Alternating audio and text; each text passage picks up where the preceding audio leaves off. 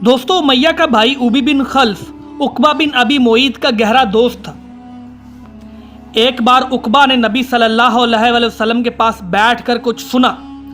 ابی کو معلوم ہوا تو اس نے عقبہ کو سخت سست کہا، عتاب کیا اور اس سے مطالبہ کیا کہ وہ جا کر رسول اللہ صلی اللہ علیہ وسلم کے منہ پر تھوک آئے۔ آخر عقبہ نے ایسا ہی کیا۔ خود ابی بن خلف نے ایک مرتبہ ایک بوسیدہ ہڈی لا کر توڑی اور ہوا میں پھونک کر رسول اللہ صلی اللہ علیہ وسلم کی طرف اڑا دی۔ دوستو اخنس بن شریک ثقیفی بھی رسول اللہ صلی اللہ علیہ وسلم کے ستانے والوں میں تھا۔ قرآن پاک میں اس کے 9 اوصاف بیان کیے گئے ہیں جس سے اس کے کردار کا اندازہ ہوتا ہے۔ چنانچہ ارشاد ہے جس کا ترجمہ ہے، تم بات نہ مانو کسی قسم کھانے والے ذلیل کی جو لان تان کرتا ہے، چغلیاں کھاتا ہے، بھلائی سے روکتا ہے، حد درجہ ظالم، بد عمل اور جفاکار ہے، اس کے بعد بد اصل بھی ہے۔ دوستو ابو جہل کبھی کبھی رسول اللہ صلی اللہ علیہ وسلم کے پاس آ کر قرآن سنتا تھا، لیکن بس سنتا ہی تھا، ایمان و اطاعت، ادب و خشیت اختیار نہیں کرتا تھا۔ وہ رسول اللہ صلی اللہ علیہ وسلم کو اپنی بات سے اذیت پہنچاتا اور اللہ کی راہ سے روکتا تھا، پھر اپنی اس حرکت اور برائی پر ناز اور فخر کرتا ہوا جاتا تھا، گویا اس نے کوئی قابل ذکر کارنامہ انجام دے دیا۔ قرآن مجید کی یہ آیت اسی شخص کے بارے میں نازل ہوئی۔ فلا صدق ولا صلی، ترجمہ، نہ اس نے صدقہ دیا نہ نماز پڑھی بلکہ جھٹلایا اور پیٹھ پھیری۔ پھر وہ اکڑتا ہوا اپنے گھر والوں کے پاس گیا، تیرے خوب لائق ہے، خوب لائق ہے۔ دوستو اس شخص نے پہلے دن جب نبی صلی اللہ علیہ وسلم کو نماز پڑھتے ہوئے دیکھا تو اسی دن سے آپ صلی اللہ علیہ وسلم کو نماز سے روکتا رہا۔ ایک بار نبی صلی اللہ علیہ وسلم مقام ابراہیم کے پاس نماز پڑھ رہے تھے کہ اس کا گزر ہوا، دیکھتے ہی بولا، محمد کیا میں نے تجھے اس سے منع نہیں کیا تھا؟ ساتھ ہی دھمکی بھی دی۔ رسول اللہ صلی اللہ علیہ وسلم نے بھی ڈانٹ کر سختی سے جواب دیا۔ اس پر وہ کہنے لگا، اے محمد مجھے کاہے کی دھمکی دے رہے ہو؟ دیکھو خدا کی قسم اس وادی مکہ میں میری محفل سب سے بڑی ہے۔ اس پر اللہ تعالیٰ نے یہ آیت نازل فرمائی، فَلْيَدْعُ نَادِيَهُ، ترجمہ، اچھا تو وہ بلائے اپنی محفل کو، ہم بھی سزا کے فرشتوں کو بلائے دیتے ہیں۔ دوستو ایک روایت میں مذکور ہے کہ رسول اللہ صلی اللہ علیہ وسلم نے اس کا گریبان گلے کے پاس سے پکڑ لیا اور جھنجھوڑتے ہوئے فرمایا کہ تیرے لیے بہت ہی موزوں ہے، تیرے لیے بہت ہی موزوں ہے۔ اس پر اللہ کا یہ دشمن کہنے لگا، اے محمد مجھے دھمکی دے رہے ہو؟ خدا کی قسم تم اور تمہارا پروردگار میرا کچھ نہیں کر سکتے۔ میں مکے کی دونوں پہاڑیوں کے درمیان چلنے پھرنے والوں میں سب سے زیادہ معزز ہوں۔ بہرحال اس ڈانٹ کے باوجود ابو جہل اپنی حماقت سے باز آنے والا نہ تھا، بلکہ اس کی بدبختی میں کچھ اور ہی اضافہ ہو گیا۔ چنانچہ صحیح مسلم میں ابو ہریرہ رضی اللہ تعالیٰ عنہ سے مروی ہے کہ ایک بار سرداران قریش سے ابو جہل نے کہا کہ محمد صلی اللہ علیہ وسلم آپ حضرات کے روبرو اپنا چہرہ خاک آلود کرتا ہے۔ جواب دیا گیا، ہاں۔ اس نے کہا، لات و عزا کی قسم اگر میں نے اس حالت میں اسے دیکھ لیا تو اس کی گردن رون دوں گا اور اس کا چہرہ مٹی پر رگڑ دوں گا۔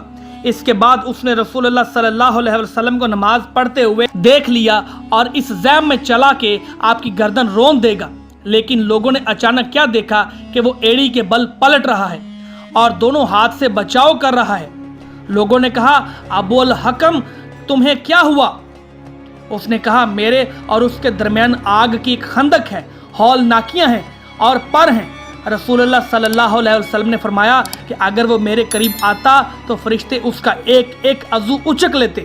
دوستو جور و ستم کی یہ کاروائیاں نبی صلی اللہ علیہ وسلم کے ساتھ ہو رہی تھیں اور عوام و خواص کے نفوس میں آپ صلی اللہ علیہ وسلم کی منفرد شخصیت کا جو وقار و احترام تھا، وہ آپ صلی اللہ علیہ وسلم کو مکے میں سب سے محترم اور عظیم انسان ابو طالب کی جو حمایت و حفاظت حاصل تھی اس کے باوجود ہو رہی تھی۔ باقی رہی وہ کاروائیاں جو مسلمانوں اور خصوصاً ان سے بھی کمزور افراد کی عزت رسانی کے لیے کی جا رہی تھیں تو وہ کچھ زیادہ ہی سنگین اور تلخ تھیں۔ ہر قبیلہ اپنے مسلمان ہونے والے افراد کو طرح طرح کی سزائیں دے رہا تھا، اور جس شخص کا کوئی قبیلہ نہ تھا ان پر ان اوباشوں اور سرداروں نے ایسے ایسے جور و ستم روا رکھے تھے جنہیں سن کر مضبوط انسان کا دل بھی بے چینی سے تڑپنے لگتا ہے۔ दोस्तों, अबू जहल जब किसी मुअज़्ज़ज़ और ताकतवर आदमी के मुसलमान होने की खबर सुनता तो उससे बुरा भला कहता, जलीलो रुस्वा करता और मालो जा को सख्त खसारे से दोचार करने की धमकियां देता, और अगर कोई कमज़ोर आदमी मुसलमान होता तो उसे मारता और दूसरों को भी बरानगेख्ता करता।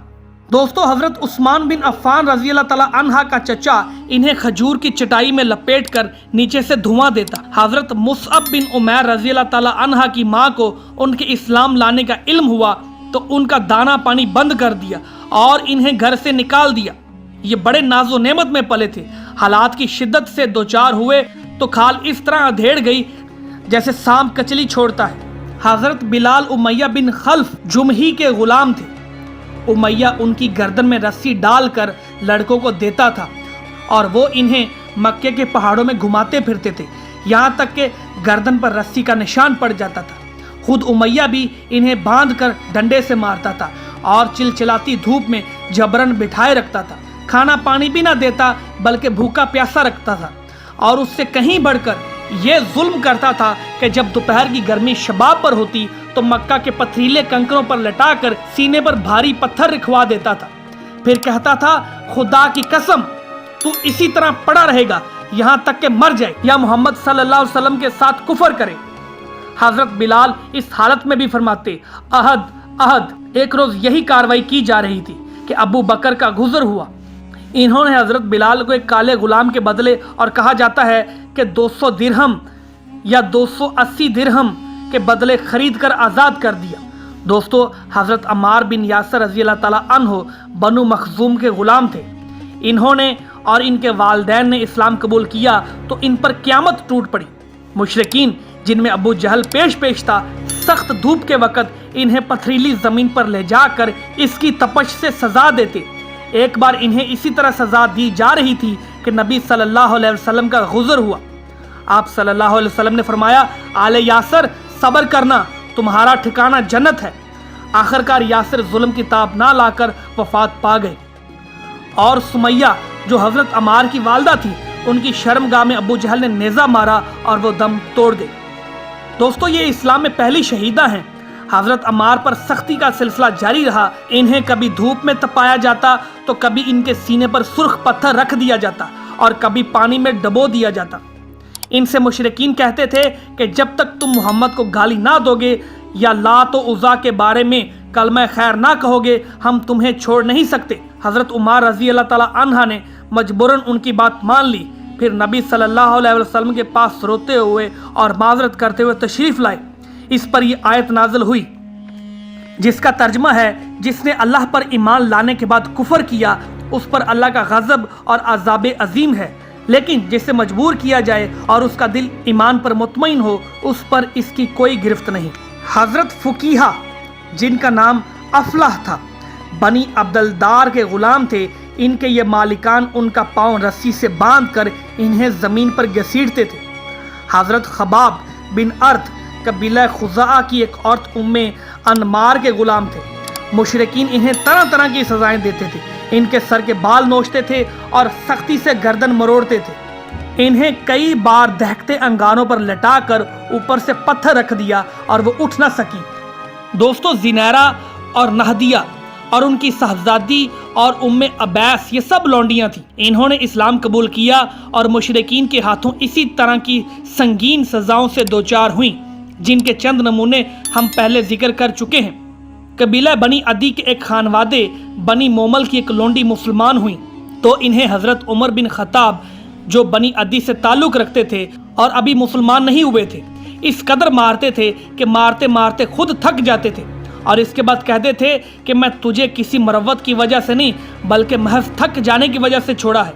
आखिरकार अबू बकर रज़ी अल्लाह ताला अन्हा ने हज़रत बिलाल और आमर बिन फ़हीरा की तरह इन लौंडियों को भी खरीद कर आज़ाद कर दिया। दोस्तों, मुशरिकीन ने सज़ा की एक शक्ल ये भी इख्तियार की थी कि बाज़ सहाबा को ऊँट और गाय की कच्ची खाल में लपेट कर धूप में डाल देते थे और बाज़ को लोहे की ज़रा पहनाकर जलते हुए पत्थर पर लेटा देते थे। दोस्तों, दर हकीकत अल्लाह की राह में जुल्म और जूर का निशाना बनने वालों की फहरिस्त बड़ी लंबी है और बड़ी तकलीफ दे भी।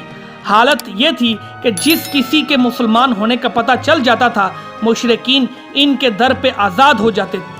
दोस्तों, इन सितम रानियों के मुकाबले حکمت کا تقاضا یہ تھا کہ رسول اللہ صلی اللہ علیہ وسلم مسلمانوں کو قولاً اور عملاً دونوں طرح اسلام کے اظہار سے روک دیں اور ان کے ساتھ خفیہ طریقے پر اکٹھے ہوں، کیونکہ اگر آپ صلی اللہ علیہ وسلم ان کے ساتھ کھلم کھلا اکٹھا ہوتے تو مشرکین آپ صلی اللہ علیہ وسلم کے تزکیہ نفس اور تعلیم کتاب و حکمت کے کام میں یقیناً رکاوٹ ڈالتے اور اس کے نتیجے میں فریقین کے درمیان تصادم ہو سکتا تھا، بلکہ عملاً نبوت کا چوتھا سال بھی ہو چکا تھا، جس کی تفصیل یہ ہے کہ صحابہ کرام گھاٹیوں میں اکٹھے ہو کر نماز پڑھا کرتے تھے۔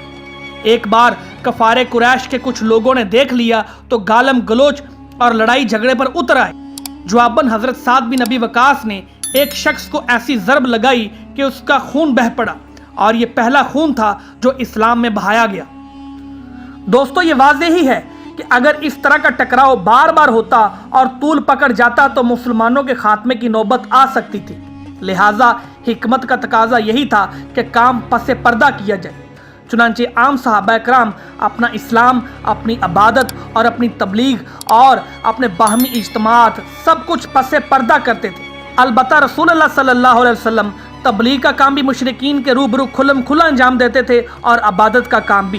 کوئی چیز آپ صلی اللہ علیہ وسلم کو اس سے روک نہیں سکتی تھی، تاہم آپ بھی مسلمانوں کے ساتھ خود ان کی مصلحت سے پیش نظر خفیہ طور پر جمع ہوتے تھے۔ ادھر ارقم بن ابی الارقم مخزومی کا مکان کوہ صفا پر سرکشوں کی نگاہوں اور ان کی مجلسوں سے دور الگ تھلگ واقع تھا، اس لیے آپ صلی اللہ علیہ وسلم نے 5ویں سنہ نبوت میں اسی مکان کو اپنی دعوت اور مسلمانوں کے ساتھ اپنے اجتماع کا مرکز بنا لیا۔